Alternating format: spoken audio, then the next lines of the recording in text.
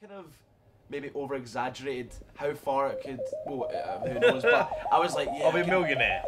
This time next year, millionaire. I was See like, the mortgage? Don't worry, I got it covered. This is it. Awesome. Hello, good evening, and welcome to the Gfinity Studios for tonight's edition of the Red Room. I'm Martin White. I'm joined on the sofa by the very hairy but ever lovable Brycey and two of TCM's finest, Marky B and Moose. Welcome. Thanks for joining us, boys. You all right? You both okay? yeah, great. Good to be here. Nice to be invited down to the Gfinity Studios for the first time. Right, what do you think? What do you think of the place? You like it? It's beautiful. You've done a nice job down here. Beautiful. Nice. I like the colours, the black and red. It feels nice. Well, I'm glad you're happy. Obviously, an interior designer. What do you reckon? Wonderful and beautiful.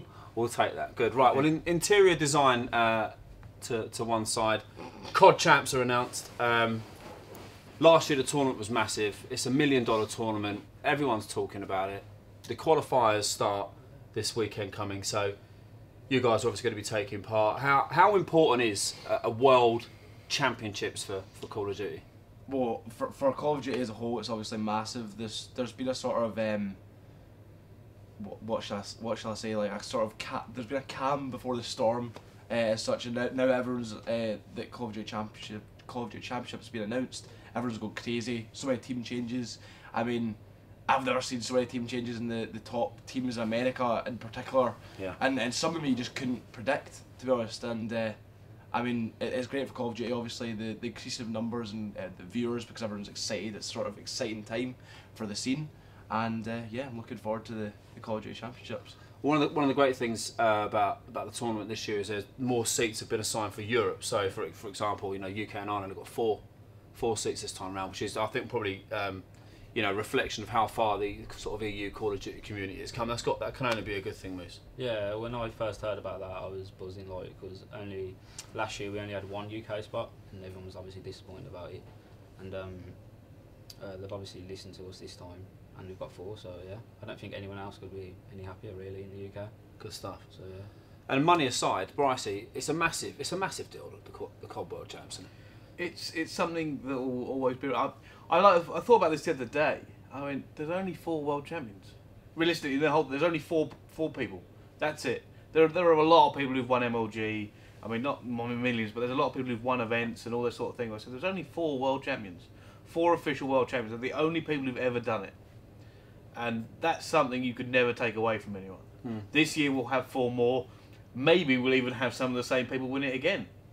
But that's something that you can literally just, the rest of the year, nobody can say anything to you. Not only have you won 100,000 for playing Call of Duty, but you are the world champion on the biggest stage in the world. Make anyone's COD career. Yeah, no, it is a big deal, and you won't be able to walk without bumping into it from Gfinity. We're going to be streaming every second of all the European qualifiers. That's the online one-day cups plus the league stuff over the next month. So make sure you're tuned in. You're talking about, you know, 4 different champions. That's not just because it might go to a different team, but, and Marky, you touched on it. There's been so many team changes since the announcement, and it's all 4 champs. People are making changes just because they want to win champs, right? Yeah, I mean, like everyone's minds are firmly on that, like on the gold. Everyone wants to win the Call of Duty Championships. Like Brycey touched on before, there's only been 4 champions before. Karma obviously changed to Complexity recently, just before UMG, and his eyes are. He wants to win it again. He obviously wants to win it again. Oh, you're right. That is kind of the greatest thing, is that Complexity are the favourites, and if they win, then Karma's 2-time world champion, which is a credible achievement, to be honest. Like, and yeah, I hope someone stops them. I'd like to see the Complexity sort of dominance end at the. It would be horrible for them to lose a chance. I always said that this will be their tournament to lose. I reckon they'll lose the biggest tournament ever. You reckon? Yeah. What makes you say that? Do you reckon it's just going to be the pressure of fate? Oh, very. We're going deep, are we? Is it just the pressure of the fact that it's the biggest tournament? Yeah, like, I know they can deal with pressure, like all 4 of them, but I think there's like way too much pressure on them now, because like they're expected to win every single tournament there is, and like this is the biggest one, so I really do think there's way too much pressure on their shoulders. Okay. But I don't know. It's hard to say. All right, fair enough. But that said, then, are there outside of Complexity? Do you think there's kind of any clear favourites? I know that there's still so much up in the air, because now we've got what we thought were, well, up until sort of lunchtime yesterday, were complete rosters, and now incomplete rosters. Yeah, it's all going to change again. It's all going to change again, so it's pretty hard to say, hard. really. Yeah. Well, I'd like to see what the new Optic roster is. Well, obviously Parasite's left. There's rumours that Ricky could be leaving. So I mean that roster could obviously change completely again, and it's gonna be interesting to see. Obviously Clayster he's said on Twitter and whatnot that he's gonna stay in Optic. He's behind the green wall and all that good stuff. So I'd like to see how Clayster does, because obviously he's known as that player that can make anyone win. But obviously TK came second, which they had before, but he did really shine at UMG. If anyone watched it, it was great. But I think Clayster's one of these players that can bring out the best in anyone. So I'd like to see what the new Optic team is. Okay. And what about getting away from North America and sort of focusing more on Europe? Because you know there's 4 spots for the UK and Ireland, 2 for France, 2 for Germany, 1 for Spain, 1 for Italy, 1 for the rest of Europe, which includes Russia, Benelux, the Nordic region. There's plenty of opportunity for European teams to come through. Brycey, realistic chances? It's going to be difficult. The entire way through. Champs last year was difficult for anyone. The teams we sent over last year, in my opinion, it's not as strong as this year. I firmly believe the teams we've got this year are stronger than what we had last year, just in the way they play and everything like that. So we have some really good opportunities to go over. 3 of the top teams have been over to America recently, haven't done fantastic.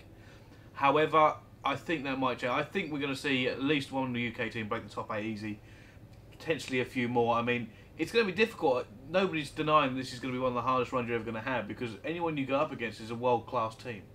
It's kind of similar to Gfinity. When you go to Gfinity, you know you're playing world-class teams. It's the exact same thing at World Champs. And like I said, Mikey said, the pressure is so much more at World Champs than it is anywhere else. Because even though you're just going to try and take it one game at a time and it's 4v4, in the back of your mind, that big £1 million number is just sitting over your head the entire time. You'll be sitting, you get to a round of S&D and you're out, and you've got all that time to think, and you're sitting there and you'll be like, I can't believe we're losing this. It's for £1 million, and that kind of pressure can just break teams. That's where you see the world's best come out. Yeah, and I suppose even if you walk away from like the financial aspect of it, the opportunity for lesser known organisations to announce themselves, and players who might be as talented as some that sit at sort of the pinnacle or the peak of sort of the world's population, they get the opportunity to announce themselves on a major stage. Is there anyone we should be looking out for, between now and maybe LA that comes to mind, or is it just kind of the usual? It's kind of the usual fare. There shouldn't be any surprises, because nice if there was though. There always is surprises though at Call of Duty events. I think you'll tell like surprise teams after like the first qualifier, like the one-day cups. After them too, you can kind of see what good teams and that are going to make a surprise a few teams, bigger teams. Yeah. Because after next week, it's no hold barred anymore. There's nothing. All cards are on the table. We've got to get there. The interesting thing I think about this format that I really like is I was at the qualifier last year in Cologne, and the passion and the heated, just everything that was going on, because it was one game, and I believe it's a similar format this year. The best out of 3 as well, wasn't it? Yeah. And you just tell how heated these games were. There were some people, they'd realise they'd won a trip, even if it was just a trip to the American finals, where the World Championship is. It was so huge just to be invited to this event. There was people crying, they were hugging, screaming, everything, because it's that big of a tournament. Yeah. It's that big of a career-making. Someone says it's a holiday. It's not a holiday, but it kind of. It sounds like everything other than a holiday. To be honest, it sounds like. It's because you're going to a different country, you experience something like I said, you're going to obviously somewhere famous, wherever it is. It's going to be fantastic. So, and then you've got the added pressure of it's the world's biggest tournament and £1 million on. Yeah. So it's all these kind of things piled on. So it's going to be, like I said, no holds barred. Regardless of what happens within the next 2 months, the amount of stories that will come out, just this happened in this game or this happened in this game. Still remember things from last year that happened, and people should talk about it now. So it's going to be just incredible to see it all go through it again. Well, it's bound to be exciting. I mean, obviously you guys, I think, kind of are one of the few teams to sort of carry the European hopes. Because you're in a position now where obviously you guys have made a recent change. Obviously with Flux moving out, Madcat moving, moving into the fold. How's that gone so far? It's been brilliant, to be honest with you. Like, we won the recent 2K. So Yeah. We've played every day since we picked him up actually, and we haven't lost a series at all. We've looked really strong. So the thing I like about we picked up Monstercat was that he shows so much commitment towards the game, and he can put so much time into it, and that's what we needed. And Flux didn't really bring that towards the team. So Okay. Yeah. So that gives you a bit of confidence going into the qualifiers, the leagues, and I mean, then hopefully LA. I mean, when we picked up Monstercat, he's obviously experienced. He's been about Call of Duty. He's still really young, but he's been about the top tiers of Call of Duty he's been known as one of the best players, if not the best player in Europe, for a number of years, and he's only just turned 18, and I think that's what he brings to the team, that extra sort of X factor, as well as that commitment, like Moose said, to the COD champs grind, and wanting to qualify. Like we're not getting ahead of ourselves. We're not thinking we're there yet. We want to take it a step at a time. He's hungry as well. He's hungry to win. Yeah, he wants to win. Really First chance he's had. Well, I was going to say, talking to him, with Black Ops 2, obviously there was because of the age restriction on the game, there were certain tournaments he couldn't participate in, and he was, chomping at the bit. So now's his chance, and he'll probably want to show the world what he can do. Great player to have in the roster though, and he kind of compliments you guys well and stuff. Any player you want is Monstercat. Yeah. To be honest with you, Good stuff. Yeah, definitely. So you got what you wanted for Christmas then? Yeah. All right. I love Flux, but Yeah. Still. Okay. Fair enough. Just praising him, but we still love Flux. Yeah, I still love Flux. Just want everyone to be aware of that. Good, political bit done. Talk about MLG recently. We're talking about flying out to America and going to big tournaments. That was the first kind of opportunity you guys had to get out there. What was that experience like? Well, it was my first major event really, and it was absolutely awesome. Like going there, like the audience and the games, like because we was on main stage first game, and it was just amazing really. Like seeing the crowd. The crowd was obviously against us because we was playing FaZe, but yeah, it was just like it gave you so much like motivation to like beat them, and this like when we beat them, it was just overwhelming really. But we wanted to do so much more better. Like we only got top 12, but we lost so like as a thin margin. So. Well, it wasn't. We were watching from here, and it wasn't if you kind of got battered. It was a case of it came down to the tiniest margins. You were out there, Brycey, weeping. I know you were sending me some emotional messages. It was rather when the teams get there, because funny enough, obviously, I went out there with these guys, and obviously Epsilon were out there as well, and so the guys were all very, very friendly with each other. Obviously, all the English stuck together, and it was quite interesting. Like I said, all the UK teams stuck together, and they actually went out at the exact same time, and they were playing next to each other as well. So it was kind of like I've never been. I'm not playing, and I was devastated, so devastated. The players obviously even more so. It was just. I've just never seen these players break down as badly as they did. I mean, it's like in Call of Duty, if you get destroyed, you know you've been outplayed. Yeah. Whereas the way we lost, it's just going through your head constantly after you've lost. The whole night, you're just thinking ifs and buts. If you had done one thing differently, you could be playing on the championship Sunday. And to go out there, we put in so much practice for that event, and we went all the way out there. We got off to a great start, and then we could have won against Complexity, and then they went on to win the tournament, obviously. Yeah. And then we shouldn't have lost against Justice, but they went on, came top 4. So. Well, this is exactly it. Complexity, if I remember correctly, you lost by 1 point, 1 round of S&D, and 1 blitz capture. Yeah. And then Justice, it went all the way down to the wire, 5-5, and you lost. And in fairness, right, there were a few problems in the game. Like, so I was sitting there watching, and I was desperately trying to keep and get some footage and then tweet out the scores. I was just like, what's going on? I mean, they accidentally lost a 1v3. 5-4 up. 5-4 up. The game. They lost the 1v3. And you could kind of see them go, oh my goodness. Haunts me every day.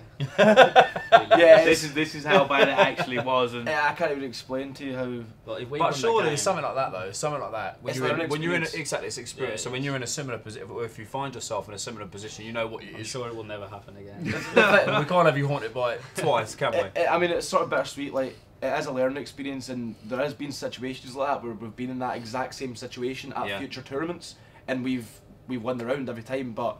it wasn't as big situations as MLG obviously. So if I could take that back, I would rather not experience that situation. And yeah, it was a bit gutting, but as well as like a bit going. There are no work because I couldn't bring myself to record these guys after they had lost. That's how bad they were suffering. And for a man as cold-hearted as you, it took me at least half an hour to start trolling them. At least half an hour. Okay, that's a compliment. Well, there was a few things Bryce did. First of all, because I was so upset, I was literally like teary. I was a bit teary. I'm not gonna lie, I was a bit teary. And Bryce told me he recorded me crying, and he said he'd sent it to Gfinity, and he was uploading it tomorrow. That's what he told me. That may have helped. Well, that's... I also there was a great taxi ride on the way back.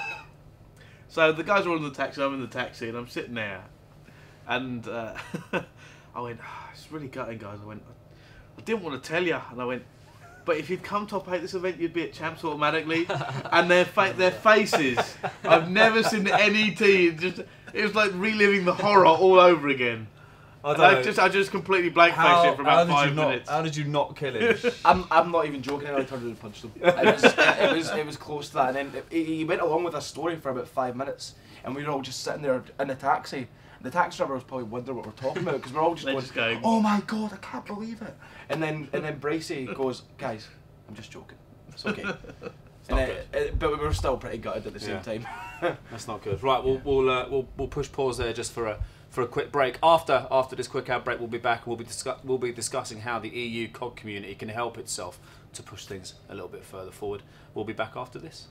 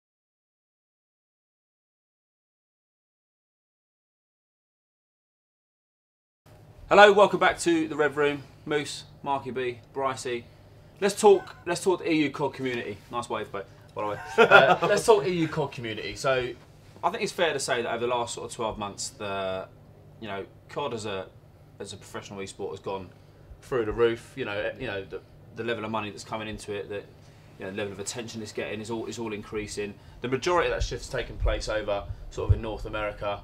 Europe is slowly but surely catching up.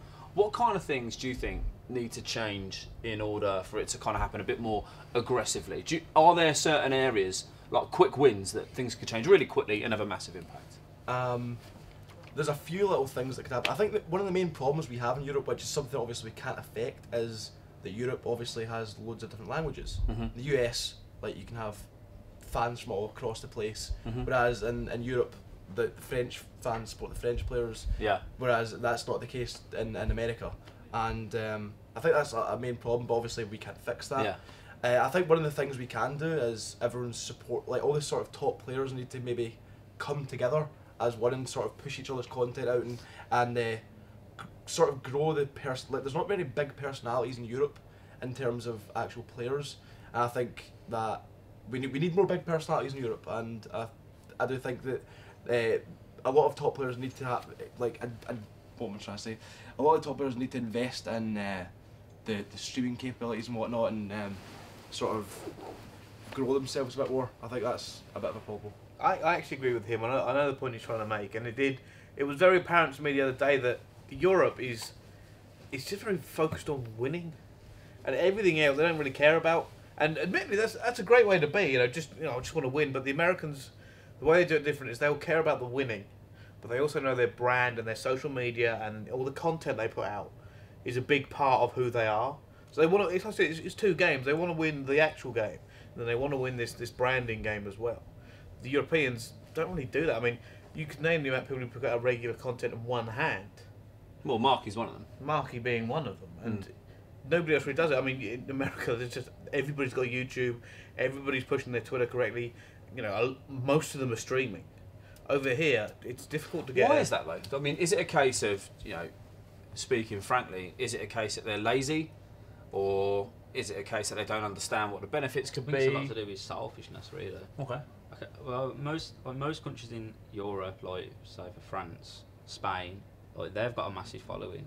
Which like the UK, Germany, like other places like that. I think like I see a lot of like low tier players like always think that they're better than the top players, and you don't really get that in like America and France and Spain like that. And I think that's why they get like the bigger players get a lot more support and like a lot more like viewers and stuff like that. Whereas in like the UK, like people don't really like tend to watch like for Marky stream. So if you just say Marky, like they'd rather watch like Scumpy stream or something like that. I don't know why, but I think like more people in the UK should start supporting UK streams. Yeah. So it could just be a bit more sort of about perseverance, and you made a good point. Everyone sort of wants to either do their own thing or just maybe not cohesively kind of get behind and say, for example, and again you said about sort of no real personalities in terms of major sort of European player brands. Probably Guitaga's probably the biggest. Yeah. And and he just keeps pumping it out. Here's my stream. Here's my stream. Here's my stream. I think it's the French community obviously love him, and that's fine. That's kind of taken care of to a certain extent. But what we probably don't see is that a lot of work goes into that behind the scenes. So do you think then, if everybody kind of got behind, so for example, if you're the kind of main, you're the person putting out most regular content in the UK, if kind of the community get behind you, it grows, then everybody else can grow sort of exponentially off the back of that, because people are looking in the right direction. I think if you look at the sort of US model, a lot of people have grown off like nade shot. A lot of people have sort of took advantage of nade shots, sort of like even Optic as a whole. They're obviously a lot of their sort of stream viewers and all that are based off nade shot. Of his profile. Yeah, of his profile, and I think obviously there's been that sort of argument with Scump and nade shot and whatnot on Twitter, but I think Scump obviously has to give a lot of thanks to nade shot and Optic on what they've sort of provided him. Obviously Scump had a sort of Scump had a following. He definitely had a following, but when nade shot joined Optic, they grew. Well, obviously that it was just went stratospheric. Yeah, their growth exploded. They exploded, And obviously that's down to a couple of things. Black Ops 2 being such a great game, and that's when he joined the team, and obviously down to his profile before, he was a massive personality in the scene as well. It's kind of like what you said, you know, get that key figure to go for. I mean, America's got Nadeshot, we know that, and you know, all the brands over there are now very big. I mean, France has got Kataga, loads of players that come up with him. Everybody's teamed with, massive amount of followers. Yeah. Spain has got, I don't want to say his name wrong. Stacks. I thought it was. I was going to say Statics for some reason. I wasn't sure it was Stacks. So they got Stacks. He brings a lot of star power. And it's in the UK. Who do we have like that? I mean, some of the top players in the UK are very well renowned for just doing nothing. Nothing social media wise. They don't even talk to people. Just incredibly quiet. The only UK player I can really think of is Tommy, and that's because that's got a French following because he's been in Vitality really. I mean, well, Tommy obviously had a big following before he joined Vitality as well, but it was nowhere near as the level of some like people like Gottiga or whatnot. And I think I don't know, a lot of people have actually suggested this to me via Twitter and whatnot, because I actually recently kind of tweeted about it and asked why do you think people don't follow these UK players as much. A lot of people said one of the problems is there's a lot of inside jokes. Like people just constantly on their streams and on their YouTube videos and whatnot, they just kind of rely on inside jokes, if that makes sense. Okay. Yeah, I can kind of see that. None of the viewers understand, and one of the other problems is it's sort of not cool to follow players in the UK. In the UK. It's a really, really weird. I think you've hit the nail on the head there. It's a really weird community over here. That it's just not cool to follow people or be a fan of someone. But yet, a lot of the UK Call of Duty community, fan-wise, are happy to be fans of American brands and American players. So that's strange. How if it's cool and if it's not cool to kind of support the homegrown? Whereas I kind of get it, because I suppose there's always that. Yeah, I suppose that applies to different industries. You know, music, different sports as well. You know, like whatever sport may be. You know, like if there's a massive American personality, it's easier to like them and say, yeah, I'm a fan of his, but you know, if it's David Beckham, well, no, maybe not. You know, because I don't know, there is that. What? How then can we change that perception? Because if it's not cool, why is it not cool? Because that can't just be an attitude. Yeah. There's got to be certain things that drive. Because I said it used to be that it was so prevalent a couple of years ago where top players just weren't interested. I mean, I remember going to an event, and I won't tell me who told it, but somebody told me to go somewhere in a motion that I won't say on camera. But I was just trying to get an interview with him, and he just turned around and told me to, go away aggressively. Yeah. And I'm just like, now obviously it's changed. Top players will like to be on camera, but even some of them now, like, just social media is just an afterthought. For some of them, it's just a place to just swear and moan and gripe and all that sort of thing. The Americans, nobody over here really connects with an audience. So then, is it maybe okay? That's an interesting point. Then is it maybe the case that if I'm sitting at home and I'm looking at the American players and I'm looking at some of the either UK or European based players, because there's a difference in attitude at player level, not massively, but maybe sort of generically there is. It might be a little bit more positive over here, or it's a bit more inclusive over in America, or a bit more charismatic, or a bit more interesting. If there's all the griping and the moaning and the inside jokes, like you say, is it quite easy to turn off of that and then just go, well, actually, it's quite easy to watch Nadeshot because he's good, I like him. It's just different attitudes. Yeah. And the other problem you will find is that players, in general, kind of don't get it. Some of them just don't get it. It's like, I can't bother to benefit me, and they can't see in the long run that it's going to take a long time. It's going to take a long time for anything to really come through and people to start being fans, because you're trying to change something that's been around for a while. I mean, we've Call of Duty in the UK has always had this like core community, and it got. Admittedly, at one point I was kind of turned on. It just got really toxic. I mean, it's a lot better now, but at one point, a year and a half ago, it was just awful. Everybody was there to hate on people, and that's all people wanted to do. And it's coming around now. People are starting to be big fans. Like, you see people's social media things starting to gain speed, starting to gain followers a lot quicker. Like, people are starting to put their content, and until it becomes a regular thing and not, oh, this is a bit different, then people aren't really going to enjoy it and really get to know the players. I agree with you. To be fair, it is growing. Like for instance, when we were scrimming the other day, like a lot of people tweeting out Magcat stream. And he actually got quite a lot of viewers. Yeah, like He's got, 2,000 viewers, yeah, which like I mean, 2,000 viewers. which is decent for like, well, that's very good for like And a that's UK because stream. Yeah, that's because everyone was pumping it out. That's why. And Yeah. that should give an indication, really. And that's what everyone should start doing from now on. So, Yeah, I mean, like you just said, I mean, everyone, like for example, all the top sort of UK players were all tweeting like, let's all get behind Madcat's stream, because he was the sort of only player that from the UK that was streaming at that point, and like Moose just said, he was getting like 2K viewers, which is Madcat's a a good, big which is good, yeah. He has a big following anyway, Magcat does. And like players like Jared as well. Jared has like a massive following. If Jared was to like stream and do YouTube as well, I reckon he'll get pretty big. Although even Jared though he is don't have the known, connection, does he? yeah, although Jared is known for being quite a quiet guy and probably not. His brand is that he's turned it He's on got like a itself. isn't it? fanatic fan base, like where they're all just like King Jared and. Yeah, he does what he I wants. think if he streamed, he would get and Swanee as well. Swanee's a really smart guy, and he hits it with some of the most amazing like some of the things he says when he dies, or obviously needs to tone it down sometimes. He's actually, for someone who looks quite quiet and quite calm, Yeah. he's incredibly witty, isn't he? Yeah, he's very funny. He's a very witty guy. Yeah, Yeah. and I think if he streamed, obviously, once again he's got that connection problem.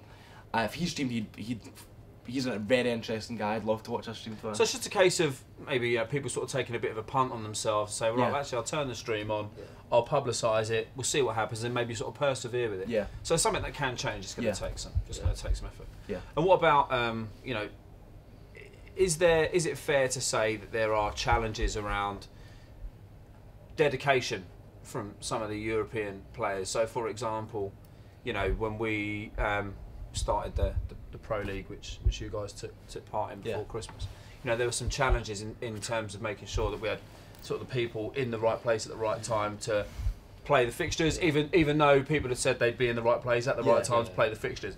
Do you think that there needs to be maybe a switch in attitude from some people? Yeah, well, I mean, we were one of the teams that actually had to forfeit a game because we couldn't fulfill a fixture, which we were like, as a team, we weren't like happy about it, obviously, and obviously we did agree to meet that fixture. Yeah. And then I just think the attitudes of the players. I mean, the player at the time, I don't want to shout him out, but the player at the time that did kind You of might as well. muck us over there was Flux. He agreed to. Without naming names. The player who shall not be named, that player.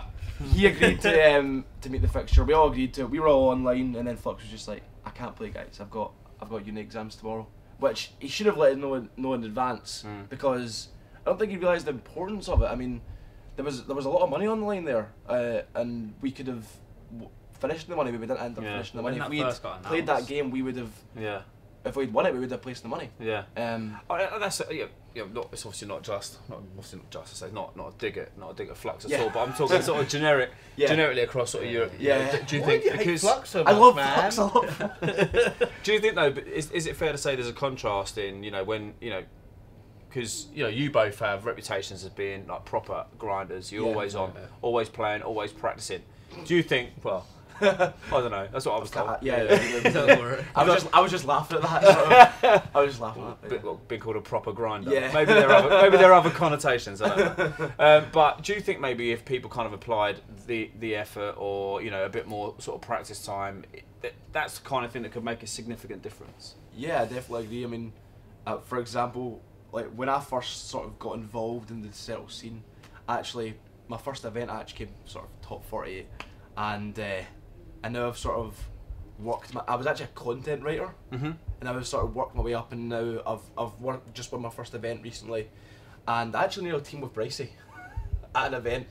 Seriously. Did you? No idea. X8 ECL 4 or something. Oh yeah, that was the event I couldn't go to. Yeah. Sorry, I didn't nearly team So with hold Bricey. on, I nearly was we're in talking Extreme about player Academy. professionalism, and he can make it. There we go. I think we've That nailed was the it. event I nearly didn't teamed go to. Yeah. I nearly teamed in his In my team, yeah. Okay. which would have been interesting. I mean, Well, saying that, Moose knocked me out in my first I think lap. yeah. You did the right thing. You did the right thing. Because imagine he'd won, Bryce he and could have been a pro player at this point. Exactly. If I won that game. Oh, that would have been terrible. Imagine him as like, imagine you as sort of. I can That'd be imagine awful. you gloating and I'm the best. And you Couldn't and work his head. everyone would have the Bricey hairstyle, all the. Oh, that'd be awful. On that point, if we've avoided, more of that then I mean, I'm not one to talk. Clearly, we've had a good thing. So just to kind of wrap up, you know, do you think things are heading in the right direction for the EU Call of Duty community? Yeah. I think they do. I think obviously it's not. It's clear. It's clear to see that it's not growing as fast as the NA scene, but I think we are slowly growing. And I think with a few little things like everyone promoting each other, players making extra effort to stream, put out content. I mean, there's some people out there that can stream, but they just don't because they turn it on and they get 50 viewers and they're like, right, I'm not going to stream again. But that's the thing, you need to be consistent in order to gain that following, because then they know you're on, like, they know you're going to be streaming at a certain time, and then they keep coming back. And then the 50 viewers become 100, become 200. Exactly. It's not, you're not just going to hit a massive amount of viewers straight away. Yeah. Whereas obviously some people have done that. But I think there's a lot to do with connection problems as well. Like a lot of people don't have like the best kind of connections to like stream. And like obviously that's not their fault because they don't pay the bills. Obviously, like some like most of like their parents who pay the bills, and like they can't just say to their parents, "Oh, upgrade the internet so I can stream and upload YouTube videos and that." Yeah, that is a bit of a problem. Well, that's kind of what I done. After G-Infinity 2, after G-Infinity 1, sorry, when it became second, I bought a PC and I was like, can we upgrade the internet a bit because I can't really stream here, and I kind of Mum wasn't like too happy about it, but then I explained it to her. I kind of maybe over exaggerated how far it could. Well, who knows? But I was like, yeah, I'll be a millionaire this time next year. Millionaire. You see the mortgage? Don't worry, I got it covered. I was like, yeah, that's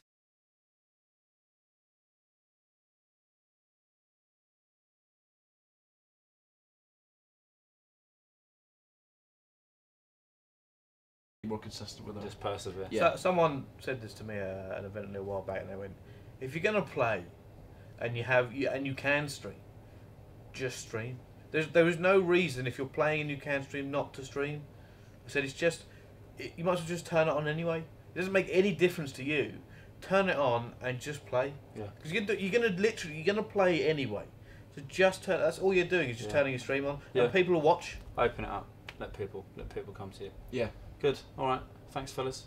Well, best of luck for COD Champs. We'll be with you every step of the way, and we hope that's all the way. We flying the UK flag, hopefully. Yeah, too. Just fly If I'm nice lucky, and I'll high. see you over there. Yes. Good luck. Hopefully. Hopefully. Brycey, thanks a million. It's nice for you to be out of that room for a change. Got some Yeah, oxygen. yeah. Let me out of the Sitting somewhere different. casting booth. Yeah, good. Right, so that's that. That's another edition of the Red Room done. Boys, thanks very much for joining us. Brycey, thanks again. We'll be back again very soon with another edition. Join us for all of the Call of Duty Champs EU action. We'll be streaming all the qualifiers starting Saturday onwards, then the league, and then we'll see you at the European Championships for, hopefully, we all head to LA and someone somewhere flies an EU flag and wins a lot of money. Fellas, thanks very much. Thanks to you lot. We will see you very soon. Bye-bye.